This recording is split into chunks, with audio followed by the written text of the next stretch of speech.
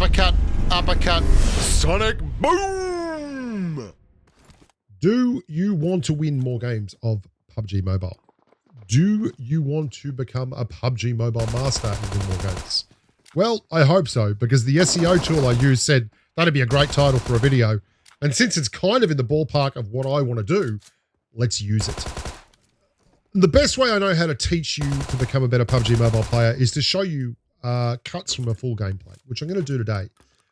This isn't it. This is just a video file called Double Drop Shot, which I'm using as some fodder, which I actually think was quite cool. Double drop shot winning, right?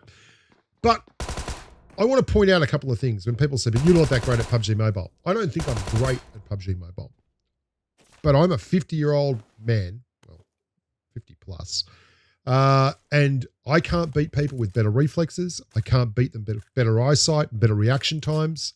All I can beat people is the only way I can beat people is by outplaying them. That means better setup, better care about my environment and the way I'm rotating, better loadout choices, and a more disciplined approach to implementing those loadout choices. Anyway, let's kick this off. I don't know how many people are landing here, but Gatka is surprisingly a hot drop in solos. Why am I running solos? Well, solos is tough. Solos is way harder to win than squads. I solo squad all the time, and I win probably 20% of the games. I play solos, and I win a lot less than that. It's like 7%. And I don't know how many people are here. I know one is up there, and I want to get stuck into him early. One of the reasons for that is I don't want a prolonged, drawn-out fight in Gatka because there's quite often more than one person. And I don't want to cross there without cover and smoke, because if there's someone on my right, I'll get hammered, which is just as well, because as I cross and I'm being patient, there is someone on my right and that bloke's dropped off the roof, and now we've turned the tables. What solos teaches you is being a workmanlike about the way you approach the game, the craftsmanship. I don't have a vest. I know that this guy's probably going to be hip firing in here, so I want to get down below, and anything he hip fires is just going to go into the edge of the wall there, because the hip fire thing really ruins you when someone is in these houses that are below ground level. And there's our bloke who was on the right. Set him up. We take him down. 2 kills in Gatka. I get to loot the whole place. Happy days. Everyone goes home a winner.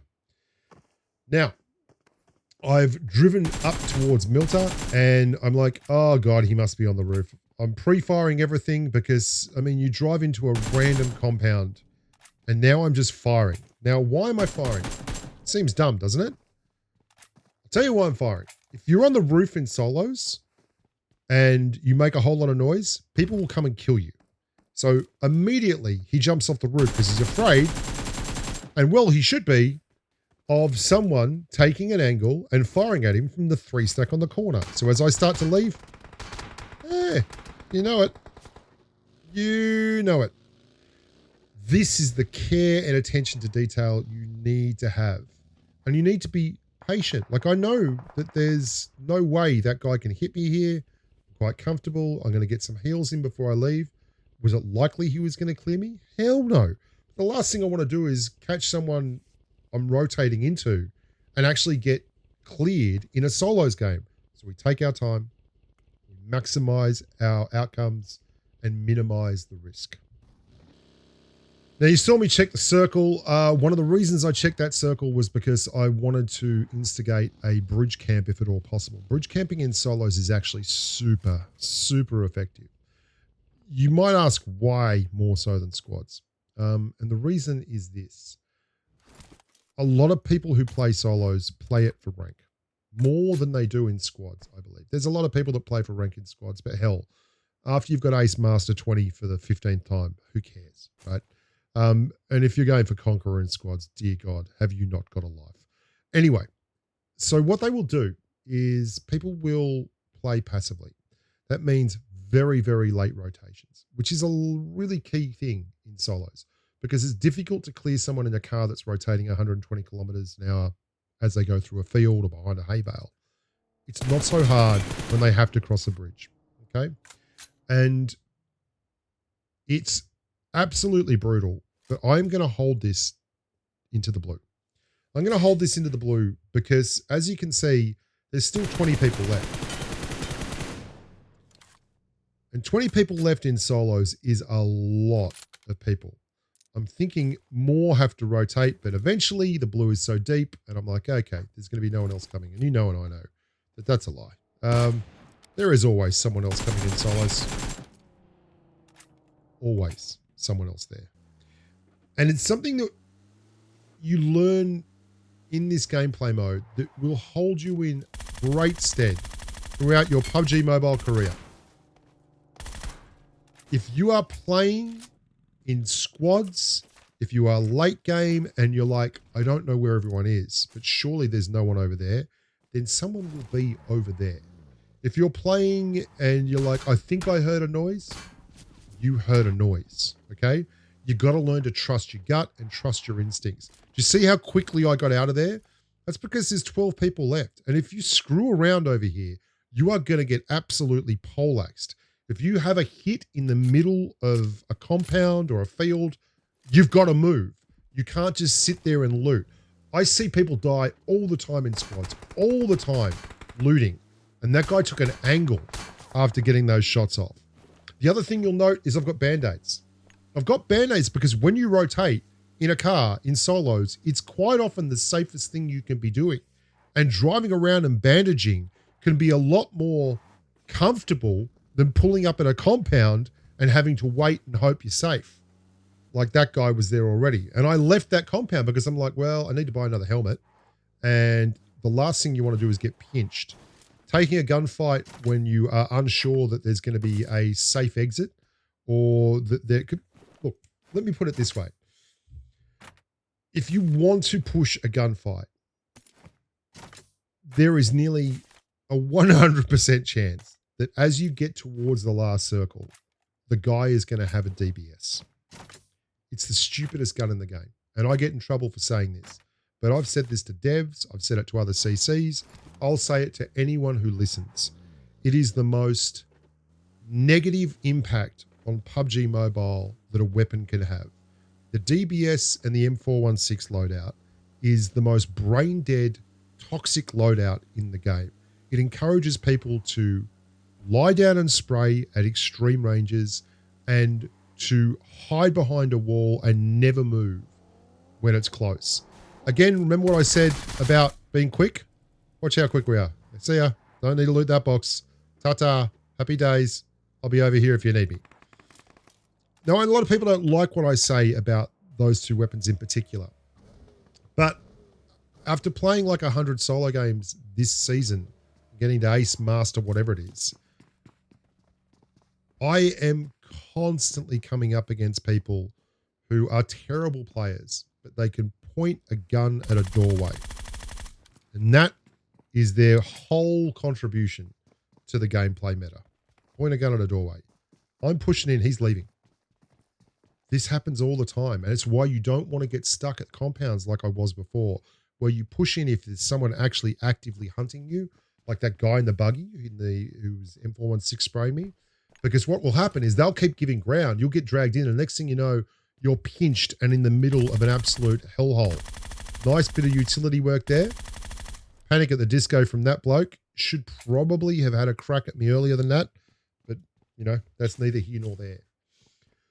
So we've talked about patience, and we've talked about rotations and deep blue and firing to get people to notice you so that the guy camping you gets pinned or pinched. The other thing is your loadout. I don't run DBS. I don't like running DBS. I hate it. So I'm not going to run a shotgun. So what am I going to do? I'm going to endeavor to take all my engagements for CQC at like 20 meters. If I've got a UMP or something, that's perfect. If I'm running a Graza, another sprayer, love it. And I spray too. Like, don't get me wrong. If there's nothing else there, I'm going to run it. But you've got to be anticipating where these people are. There's 5 people left in this tiny little circle. It's pretty common. It gets super sweaty. You know, that's one of the challenges that I love about this. You've got to really get it right. And if you don't get it right, you'll be punished for it. And you'll be punished because it's your fault. You got to be accountable. I might not like the DBS loadout, but I've got to play accordingly. And if I don't, and I get cocky and I get aggressive, I get my ass handed to me because that's the way the game works. Last couple of people have been rolling around, lying down against the wall out there and holding what we call the bungalow. That over there is the bungalow. I've got a couple of smokes left. I'm thinking about getting involved. I'm just going to reboost just in case I need it. I've been very, very cautious about what's behind me. I've not exposed myself, and I'm thinking maybe I should go in. Maybe I should get involved. I'm going to have to get in there soon enough anyway. What I'm really hopeful for is that someone else will get pushed in there and I'll be able to come in and third party it, because you've got to the business end of the game here. There's 4 left. I'm one of them. I've got 11 kills and I know for damn sure there's someone in there. There's the guy that was shooting at me with the M416 in the garage. Aha. There's Twinkie. He's just taken out some bloke with a Chinese flag. I'm thinking he's taken some damage. I'm waiting till I hear the heel. I haven't heard it. He's holding. He's got the molly out. Yep. Hasn't hit a heel. And he's thrown a molly. I'm pretty sure he's going to have a DBS. He's taken another grenade.